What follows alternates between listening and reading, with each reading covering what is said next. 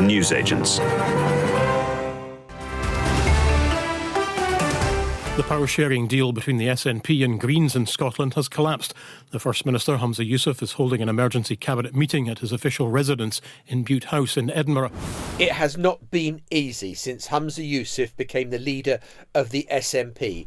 And the breaking news coming out of Scotland that he is ditching his coalition partner, the Green Party, before the Green Party ditch him, a sort of almost teenager, I chucked him, no, he chucked you, has been taking place, and it leaves the SNP looking so vulnerable. Yeah, Humza Yousaf is insisting that he is today taking control by getting rid of rogue elements in his own government, and he says he can now govern as a minority in the SNP.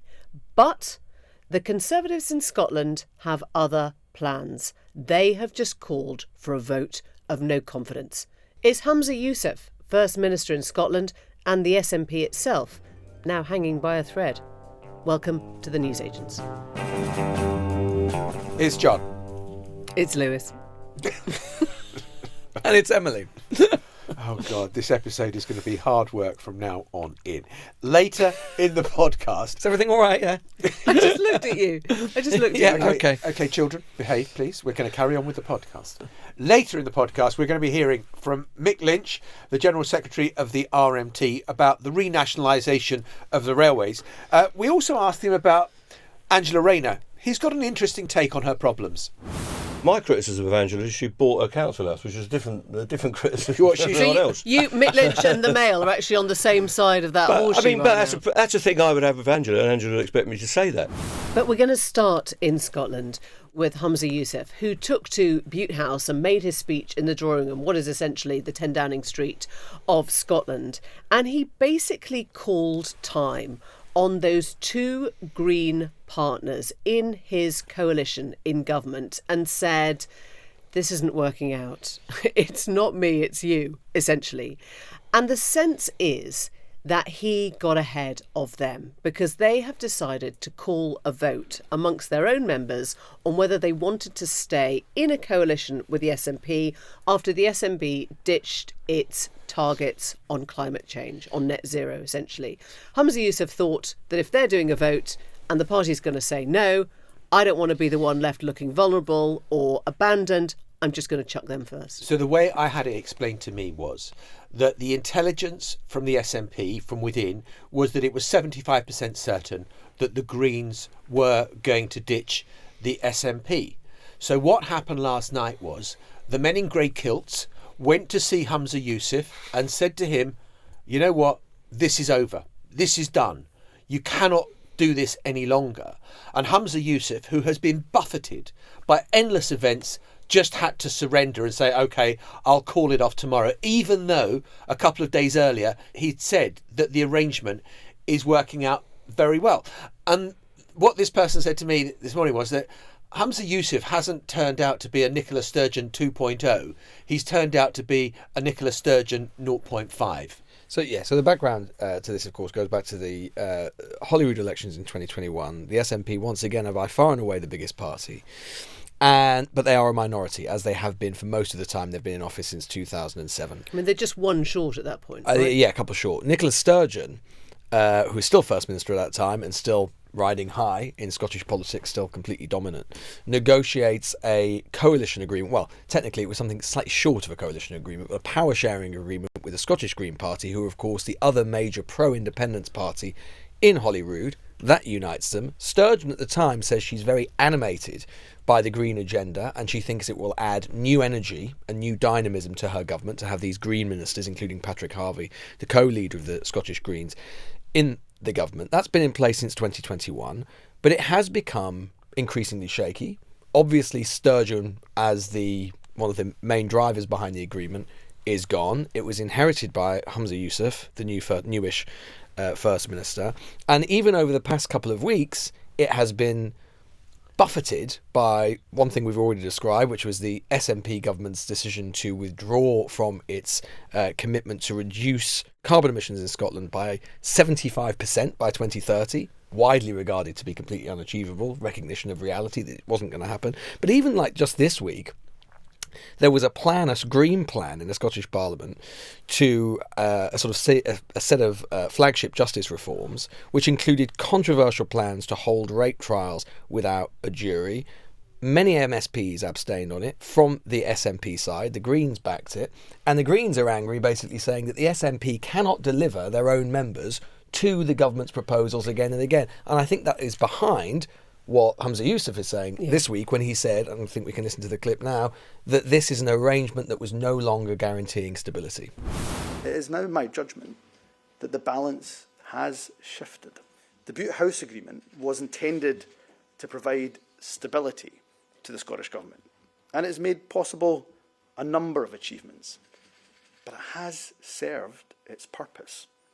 It's no longer guaranteeing a stable arrangement in Parliament. The events of recent days have made that clear. Yeah, and I've been talking to people within the SNP this morning. One of the grey kilts, I understand, was Stephen Flynn, the leader in the SNP at Westminster. And this person who was talking to me was explaining that they think it's a result, not least, of the culture wars, actually, that they said people have a perception that the SNP is no longer talking about the things that actually matter to folk. And I asked, to break it down, what are you talking about? Trans has been a massive part of this. There's a lot of infighting. People are talking amongst themselves. You'll remember perhaps that the SNP changed its mind after the Cass report came out and followed Westminster in its plan to stop puberty blockers being used in the Scottish health system.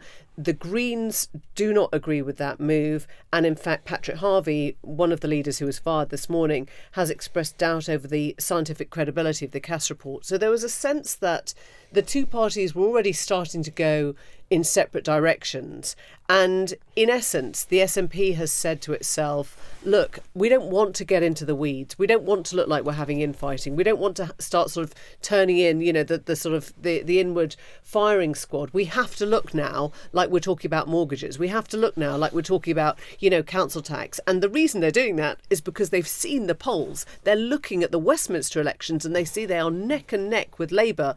And they realise that if anything happens that loses them on a Westminster level, they're also out of government in Scotland. Well, and the wider implication of that is, the latest polls do suggest that Labour and SNP are neck and neck. Now, if this latest kind of meltdown or, crisis that's facing the SNP, if that knocks on into new opinion polling, if Labour start creeping up, they win a couple of seats. If Labour get to 40% in the polls and the SNP are well down, then Labour run the tables in Scotland. Then you're making huge gains, and that really shifts the electoral arithmetic massively in terms of what the Westminster Parliament looks like after the next election. And so Labour are licking their lips thinking, hello, this could be a really important turning point. Yes, we thought we were on target to win a few more seats in Scotland.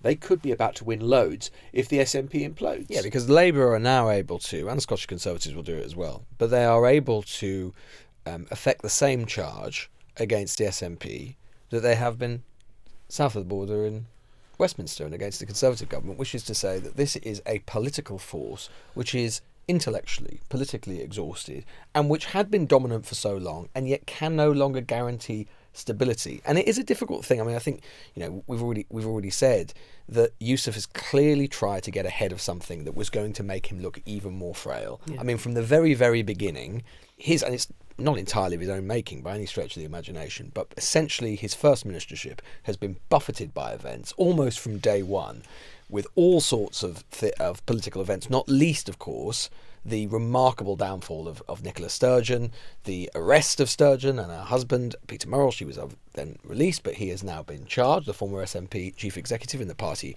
finance scandal.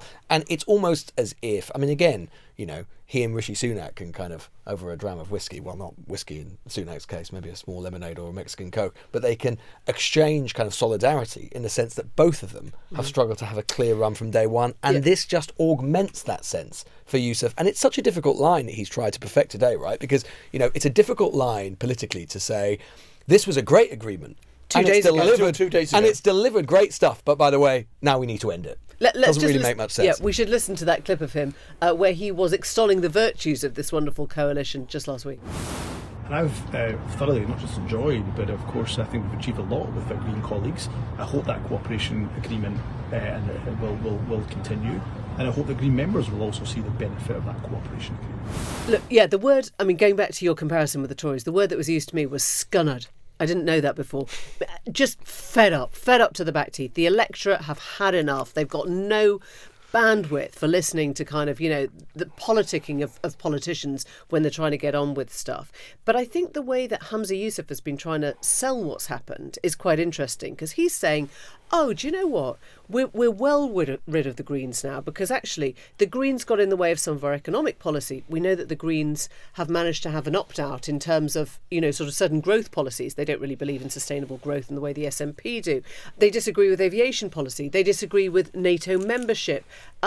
They disagree with other things that I think Humza Yousaf will now use to say, look, we can do more on our own. We can grow in different ways on our own. We will be richer without the Greens. From Patrick Harvey, who was one of the fired co-leaders, this is what you heard today. A little correction in there. This morning, the two of us, my fellow co-leader Lorna and I, went to a meeting with the First Minister at Bute House, where he informed us of his decision to end the cooperation agreement between the Scottish Government and the Scottish Greens. This is a total U-turn on his position from recent weeks and even days, where he had reasserted his government's commitment to the progressive policies that our parties had jointly agreed on, and the need to ramp up climate action in the face of decades of political inaction, including from the SNP government. So that was Patrick Harvey saying, oh, come on, Humza, you were telling us a moment ago that it was all fantastic. And as you said, Emily, I think there is the prospect now that the SNP reinvents itself as a pro-economic growth party. Thank God we've got rid of those green commitments now. We can go for economic growth, financial well-being, and you're suddenly seeing the SNP becoming a very different party from the progressive one that Nicola Sturgeon imagined when she formed the coalition with the Greens originally. Yes, although in doing so, that will be difficult because, the thing is that the SNP, and we've seen this play out over the last couple of years, the SNP, it's a big political force within Scotland. It has, we've tended to think of it, partly because it acted this way for many, many years. They have historically had ironclad discipline. Even by comparison to most Westminster parties, they have been quite sort of totalising in the way they approach politics. But we've seen in recent years that discipline begin to break down. And that is partly because it is a political force, like most independence movements around the world. Actually, most of them have quite different views about all sorts of fundamental issues within politics. Were it not for the adhesive of independence, they wouldn't be together. And indeed, if it were the case that Scotland were to achieve its independence, I think it's very likely the SNP would split apart into different groups, different groupings. And we have seen that play out in recent years, particularly on the issue of gender self-ID and other culture war issues.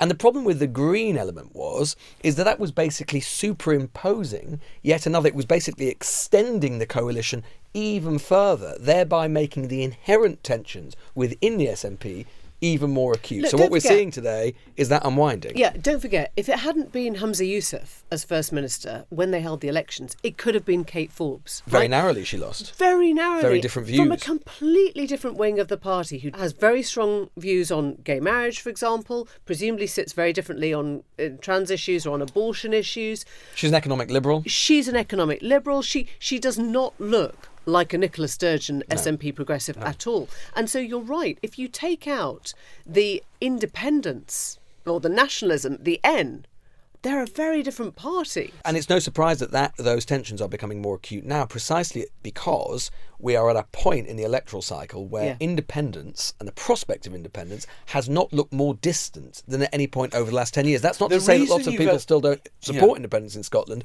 but in terms of it as a political journey, it's been running out of road. Look, the raison d'etre for the SNP was to deliver a referendum on relationship with the union. And if they can't do that, which they can't at the moment, then the SNP loses some of its reason. And the problem is that the SNP, as a party of campaigning, has been absolutely brilliant, and came very close to winning the referendum in 2014. But conversely, they haven't been proved to be that great at governing. And that is where it's coming home to really hurt them with some of the policies that they have followed and pursued, in the way that you've outlined. Yeah, and I think the thing that's panicking them now, quite frankly, is the way that the vote is positioned in Scotland. Because if you look at the voter percentages, 3 to 4% of the vote could mean the difference between the SNP having 10 seats or having 42 seats. The way it's distributed means that there are so many knife edge seats that they just don't know. They need that 4% to hold on to what has been for the last 2 decades pretty much a massive majority. Yeah, and for the first time in many, many years, their political position is genuinely frail, in a sense that the Labour Party is doing better than it has done for a long time. That's not to say that they're doing nearly as well as they used to, but they're doing better. You've still got the remnants of the Conservative Party, which will sweep up a certain sort of old core unionist vote. You've now got the Greens on the outside, who will try and position themselves on the sort of social liberal. If you think they're going to support all your policies in government now. Well, yeah, the sort of social liberal, progressive, cosmopolitan, pro-independence kind of side of things, and then you've got these sort of newer independence forces, including Alex Salmond's party, Alba. So you can see that all of these forces trying to sort of chip away at what has been a completely dominant bloc for the SNP. So is he going to lose the confidence vote? I guess. Well, this is the question. So this is the question now, right? Is that in parliamentary terms, it'd be very interesting to see whether Yousaf, maybe he brings Kate Forbes in to the government. Maybe he brings out some of these people who have been on the outside to try and signal that this is a new type of administration. It will be, as one former operative for Nicola Sturgeon has said today, this will either make or break him, this move. Right. It is a sort of brave move, and it does give him the opportunity to recast himself. But we shouldn't forget that the arithmetic of the Scottish Parliament is difficult, and this will now mean a more uncertain... I mean, they've governed as a minority many times before, so they're used to it, but they've got the Greens, who will be thoroughly pissed off, who will not be in a position to, or not be particularly minded to support them about anything. You've got Ash Regan, who people remember when she was on this show. She used to be an SNP MSP. She's now moved over to Alba, iconoclastic figure. Many people think that she will now have the deciding vote on all sorts of issues. In arithmetical terms for the SNP now, an SNP minority administration, it's going to be tough. We'll be back in a minute with Mick Lynch. So Labour began the day talking about the biggest overhaul to our railway system in a generation. They think our rail system is broken. And they basically want a single publicly owned body to run all the country's trains and track to improve passenger journeys and cut costs. But there's a big if. The rolling stock, the freight, is not brought into this public ownership body. In other words, we're still competing with some private business interests rubbing up against stuff that the government will control.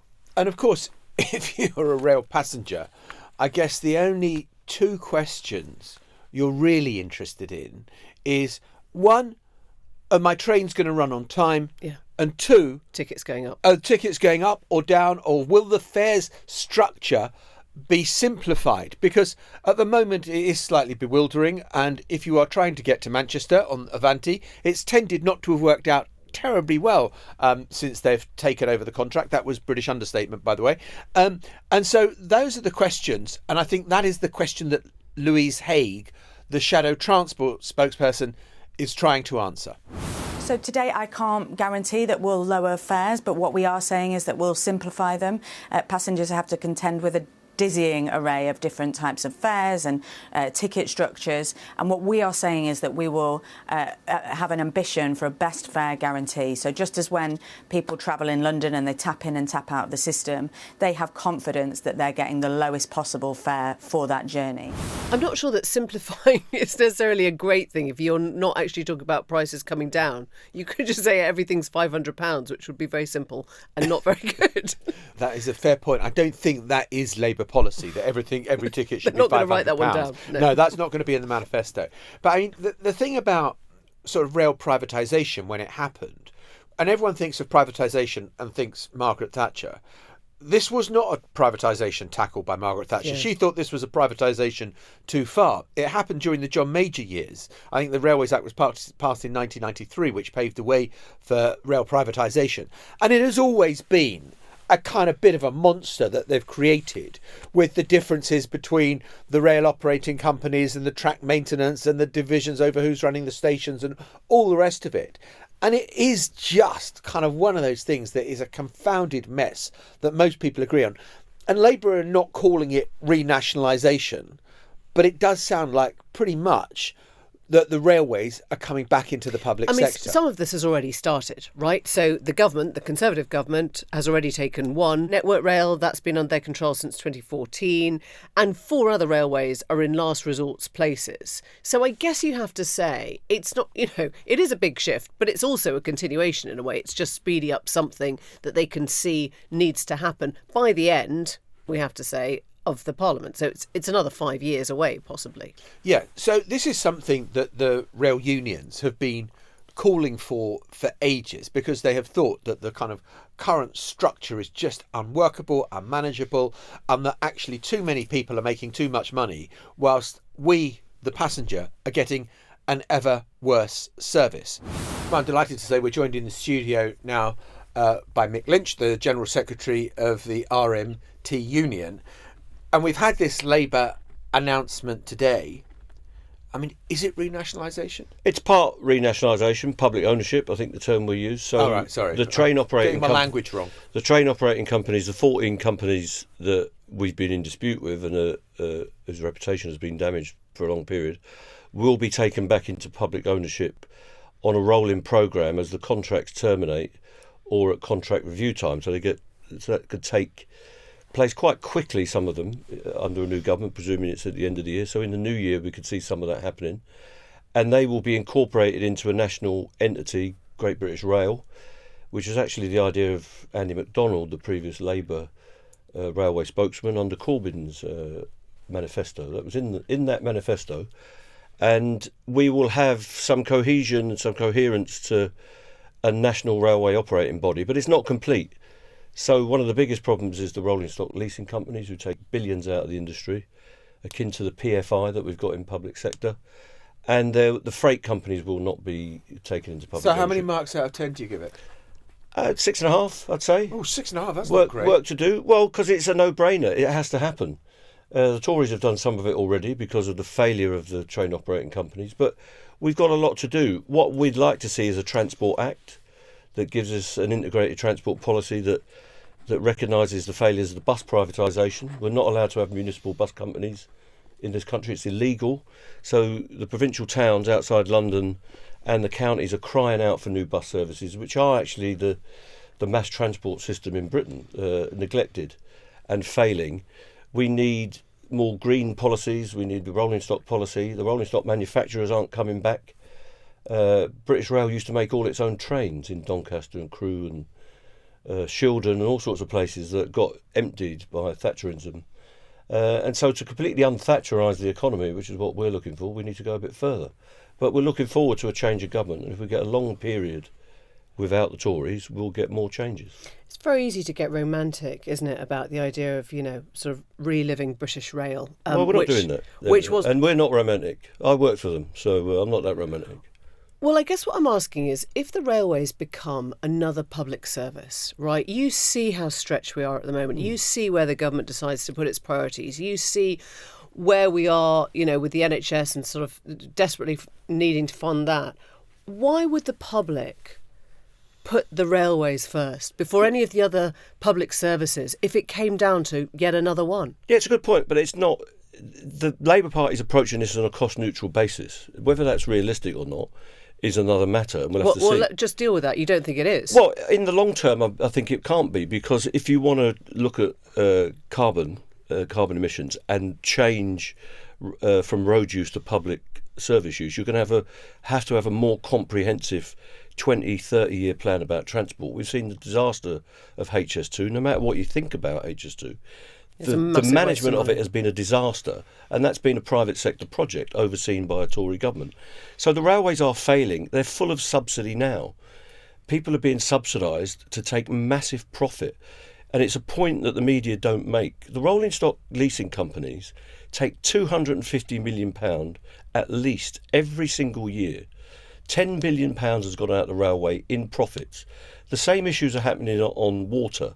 Massive dividends have been paid out with no investment. But we know it's not going to touch the rolling stock, right? So actually those subsidies still stay under this. And that's a problem they will have to deal with. Do they want to keep doling out this money to people who don't make trains, they don't maintain the trains, but they keep the ownership through really complicated financial instruments in Luxembourg, in the Caribbean, and all this stuff, all this sneaky stuff that people do to avoid paying tax and avoid being under our jurisdiction. People think that railway companies own trains. These TOCs, as they're called, train operating companies, do not own anything. They don't own the stations, the tracks, they don't even own the staff, because our members can be moved under TUPE transfers immediately, either into company or under... Would you like to see foreign investment go from it completely? I mean, do you think that's... Well, they don't. There's no investment. The foreign companies, so the SNCF and the SNCB, the European rail companies, have not invested a penny in the railways. All they do is get a franchise. They get to buy some uniforms and re-livery the trains. Some of the trains were built by British Rail. Some of the trains were built by Alstom from France, Siemens from Germany, there would be Hitachi from Japan. Very few British jobs. But the train operating companies have not put up a penny. This is the great myth. You think that capitalists invest capital, they make a return, and so they got a right to profit. Fair enough. They make no investment in the railway and never have done. Everything is done by subsidy now. But there is an army of accountants and lawyers looking at delay attribution, how it's all paid for.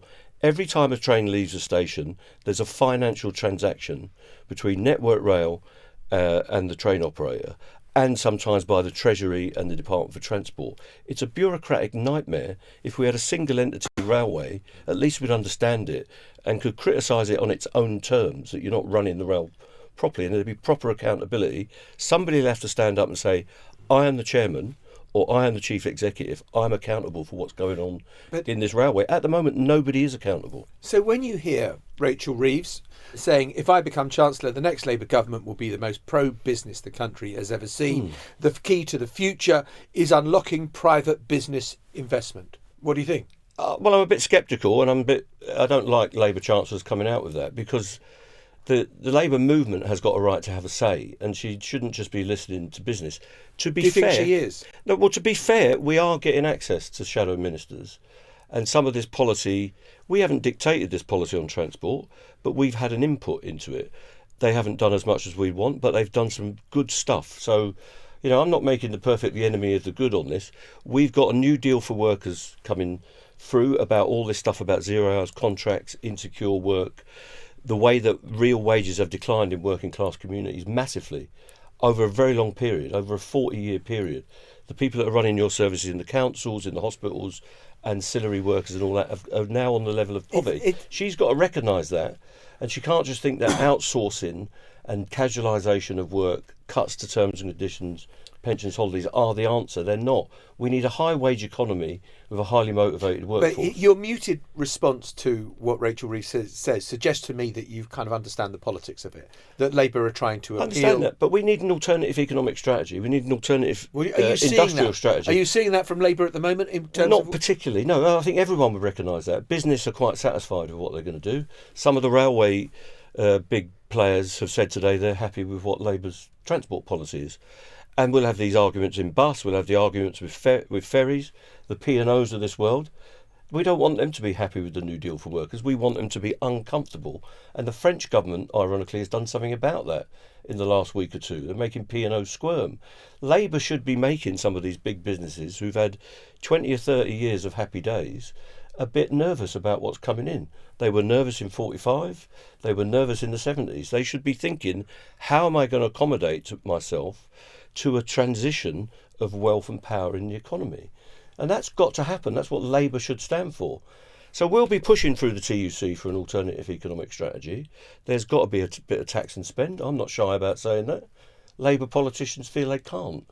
But everybody knows that's got to happen if we want to restructure the country. When you hear that 54% of the country is against the train drivers' strikes, is that a good number for you? Along those lines, do you want people to be unhappy? Is that what helps your movement? I don't want people to be happy. Nobody wants to be on strike, and nobody wants to be subject to a service that's got strikes in it. So our members are on strike. We got very high numbers in the opinion polls, not produced by us, produced by our enemies. I saw Channel 5. They did a result saying, do you condemn the RMT? And 80% of people said no, live on the programme, and it's not our audience. So there was a reaction in the last 2 years to the disputes that was not what Grant Shapps wanted. If you go back to when Grant Shapps was fulminating, when he was over there at the DFT, he was saying, I'm going to ban strikes, hasn't happened.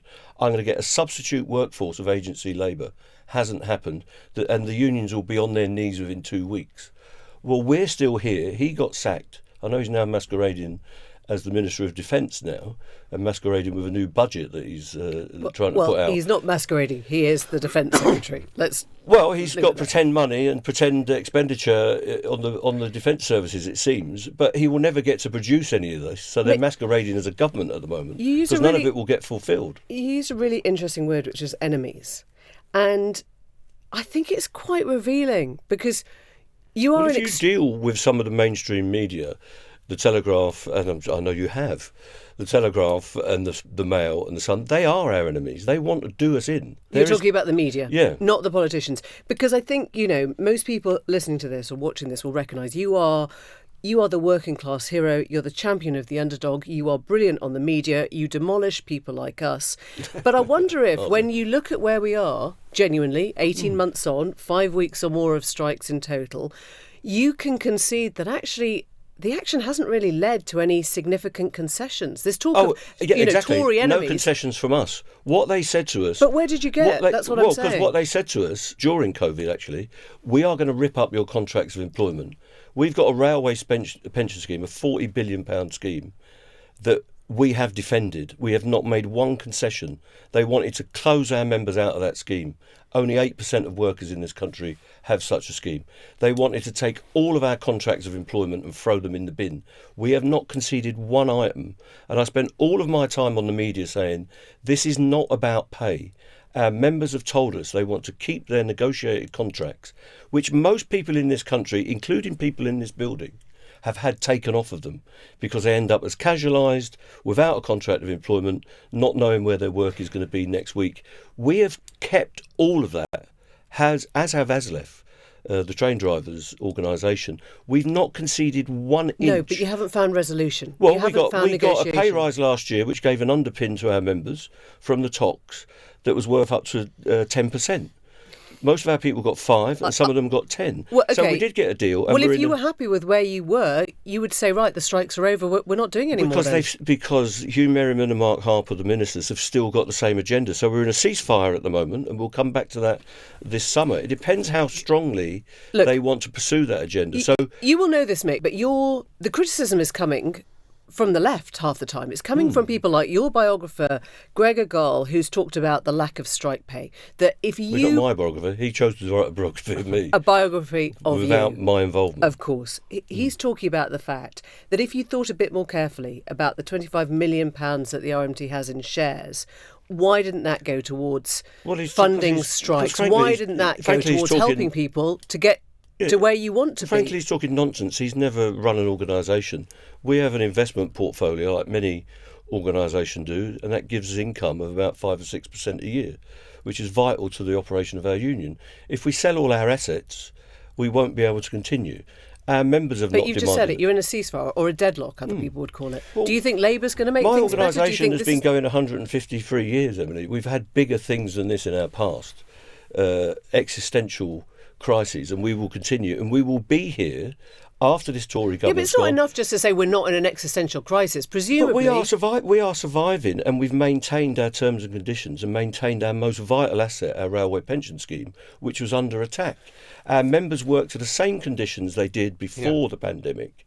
They haven't got as high pay, but we will recover that, and we will continue to fight on our agenda. So will it be any easier, better, more profitable under a Labour government? I think we'll have a more coherent transport policy, including rail, and if they've got anything about them, they will show people that is to the benefit of the entire country, and it's good for their health. But on the issues that are outstanding now... And for us, we will have a less hostile government. That it's not about rail workers. They're trying to show the rest of the country that you cannot organise and fight back or negotiate good deals.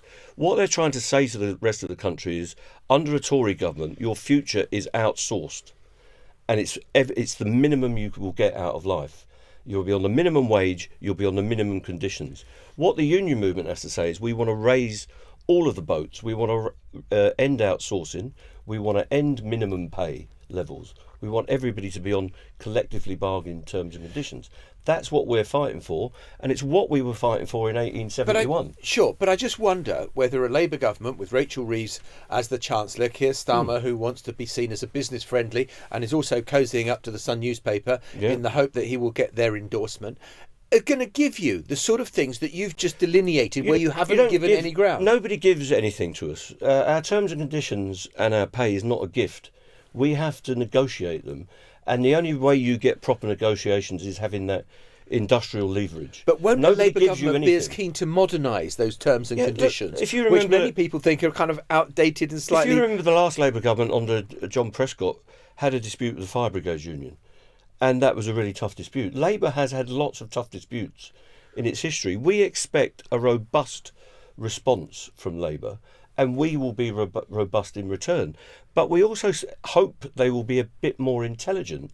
You don't have to charge at us when you want to get change. We have dealt with change and modernisation since the first loco was put on at Stockton in the 1830s or whenever it was. So we've always dealt with change. We have far less members than we used to have. We've got electronic communications, we've got electronic trains, we've got no steam, we've got no coal. We always deal with change, and we will deal with it under Labour. Breaking news from the RMT. Or all the rest of it. But the age of steam is over. Steam. But after the war, we had 500,000 members. Now we've got many less. Things change, and we survive, and so does our terms and conditions, and that's what we're about. We want negotiated settlements. Let's ask a couple of quick questions to end on. Mick, you've supported Jeremy Corbyn standing as an independent in his Islington seat. Would you like to see Jamie Driscoll in the mayor's election next week in the North East? Right. Would you like to see Jeremy Corbyn back in the Labour Party? Is that important to you? Yes, that's what Jeremy Corbyn wanted, that he had the chance to stand in a democratic election under the Labour Party's rules. Is Keir wrong on that one? Absolutely wrong. Jamie Driscoll wanted the same thing for the North East, a really important election, and he was not allowed to stand. Why can't they just beat people they disagree with through the constitution of the Labour Party rather than having them purged? What about Angela Raynor? Do you think that the way she's being attacked at the moment over the sale of her council house and all the rest of it is fair game, given that she was kind of like almost the chief prosecutor when the Tories were in trouble, and if they had... Angela can stand up for herself. My criticism of Angela is she bought her council house, which is a different criticism What, from everyone else. You, Mick Lynch and the Mail are actually on the same side of that horseshoe that's a thing I would have with Angela, and Angela would expect me to say that. I'll be supporting Angela. I don't think she's corrupt. I don't know what goes on with her tax affairs. I know it's really minor. If you want to go into what people have done about tax avoidance, there's several members of that cabinet and former members of cabinets who've done things that are extraordinary about tax and tax evasion and tax avoidance, who've never had to account for it. We've had a government that's been mired in corruption for decades, as far as I'm concerned. So what we're seeing is misogyny and a bit of class politics. The Mail and the Sun and the Telegraph are delivering a direct attack on a working class woman who's trying to make her way and make a difference for all of the people of this country. I'll be standing behind her. I'll have to see what the investigations say, but why can't the police just get on with it? Do the Daily Mail dictate what police investigations go on in Greater Manchester? And so when you hear Keir Starmer cozying up to the Sun in the hope that there'll be an editorial that says vote Labour in the general election, do you think he's mad? I don't like it. I don't like it when Kinnock did it. Didn't like it when Blair did it. I don't think he's mad. I think he knows what he's doing. But I don't think it's the right way to go. Labour has lost connection in some working class communities, which is the Red Wall and the Brexit vote as they see it and all that. They've got to find a way to say to people, whether it's through transport policy, whether it's social care, whether it's a New Deal for workers, but even the green industrial revolution, you could have said to people, we're going to make your houses warmer, we're going to refurbish these council estates, we're going to get jobs for your youth in your communities and put that a different way. And they would have won that and defended that position better. So I think there's a job to do. Labour have got to show they're in step with working people, not just in step with business. But I appreciate business will be around and you have to deal with them. So that's the future, but you've got to appeal to both sides of the equation. Mick, what's the worst train line in the UK? What's the one you never, ever get on? Well, I have to get on it because the worst line has probably been Avanti West Coast lately. Yeah, that's what he said. That's what I said. But they've propped it up when they could have taken the contract off them, because the person negotiating, the chairman of the RDG, the Rail Delivery Group, that was negotiating with us was the person that runs Avanti West Coast. So And what's the worst station? No, do it nicer. What's the favourite station? Favourite Then we and can worst. come to the worst. Well, my favourite station is Warwick Avenue, where I grew up. Oh, Maida Vale. Paddington, Near yeah. Maida- Very yeah. small. I'm a Paddington boy. It's a very nice station. And Paul Weller lives just outside it. Oh, I can God. see that. So you go underground, do you? Going underground. I saw what you did there, mateless. That was I funny. saw the jam back in the 70s. and all that. So did I. I was there, unfortunately. Me too. Still going. Yeah. Punk's not dead. Never. Mick Lynch, thank you. Thanks Thank for coming you. in. Before we go, GB News has been doing some polling. You know GB News. That's the station with Jacob Rees-Mogg and Esther McVeigh and all sorts of Lee Philip Davis and Anderson. Lee Free and Anderson. fair. Yeah, Nigel Fair and balanced. Farage. It's Speaking truth to power. Yep, it's been doing some polling among its viewers about where they stand politically, and it's interesting. Labour, under this new set of polling, is 11 points ahead of the Conservatives. For That's GB when it News comes viewers. to GB News viewers' voting intentions. This is a poll by JL Partners, who actually I think We've had them as guests on the podcast before. The J in the JL used to work for Theresa May, so they do not come at this particularly from the left, or I'm sure from any angle, but they have asked viewers of the channel to gauge their voting intentions, and GB News viewers are putting Labour 11 points ahead. This is such a good story because it reminds us of two things. One is how far ahead Labour are.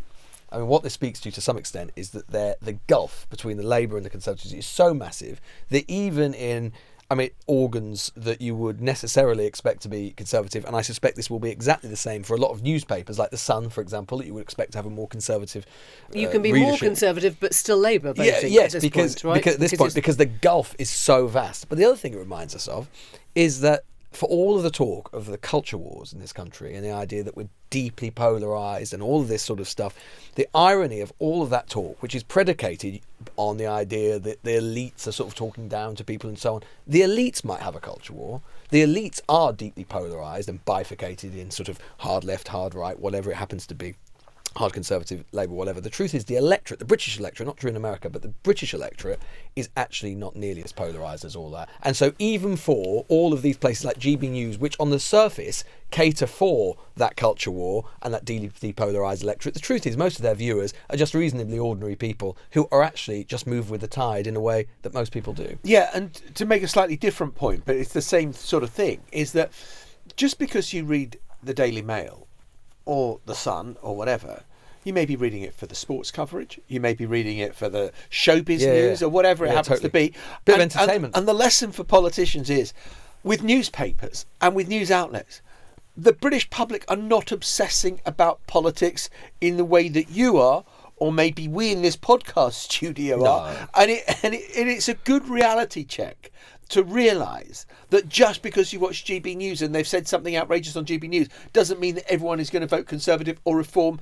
or likewise in The Sun, likewise in the Mail. I'm going to give you the numbers here because it's 39% of viewers that plan to vote Labour at the next general election, 28% for the Conservative, and Reform 20%. Now that is much higher than we've seen in any by-election vote. 20% for Reform, I think, tells you that the Conservatives are correct when they feel the pincer movement coming from both the left and right. But then I suppose they do have both their former leader in the form of Nigel Farage, effectively, they're on their party president, and their current leader having shows on it. Maybe actually... And their henchman, Lee Anderson. Indeed so. But maybe this is... worked in the opposite the way that we always thought, right? Maybe we always thought that it was dangerous having like Jacob Rees-Mogg and Lee Anderson and the rest of them having shows and going, that's going to influence people to vote Conservative. It did. Maybe it's gone the other way around. Maybe GB News viewers have seen it and thought, So nah, the question I'm is, all right, thanks. if I'm I voting Labour. was the head of GB News, Angela Raynor, would I be thinking it's about time I started employing Labour MPs? Like in a sort of business way, would you be killing your audience to get in? In a business way, you might, but this is the interesting thing about them as a business, right? In a business way, you might, but then we know where a lot of the funding for that network comes from, and it is coming from Your people mate, Paul who... Marshall. Well, we've got Paul Marshall, Legatum, all these people who are part of the intellectual movement trying to instill and infuse those pretty radical right ideas as part of our politics. So those two different aims or objectives could be separate in this regard. I suppose the other thing to draw from it is when you look at the numbers for Labour,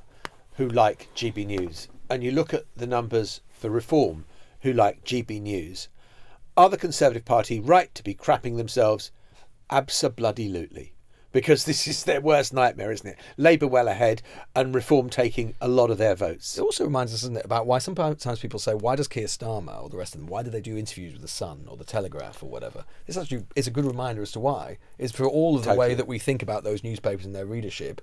The Sun, even The Telegraph, The Mail, all of them have substantial numbers still of Labour readers. When Wes Streeting talks about middle-class lefty voters, and you pulled him up for that in our interview, he knows exactly what he's doing. He goes on GB News and talks about middle-class lefty voters, and they all think, oh, Wes, you're one of us. We won't be back tomorrow, but someone else will. Holding the fort, as always, for both of you. You're so brave. And I'll be watching GB News. Gallant. And I'll be watching Gallant. GB News tonight. Gallant, I'm a heroic. gallant man. Gallant Goodall, they called me at school.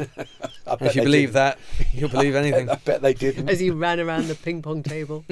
Snooker table. Snooker table. We didn't have ping pong. I sometimes get that image last thing at night, and I try and push I've told it you to from stop my thinking head. about me last thing at night. Last thing we want. Okay, goodbye. Bye-bye. The Newsagents. This is a Global Player original podcast.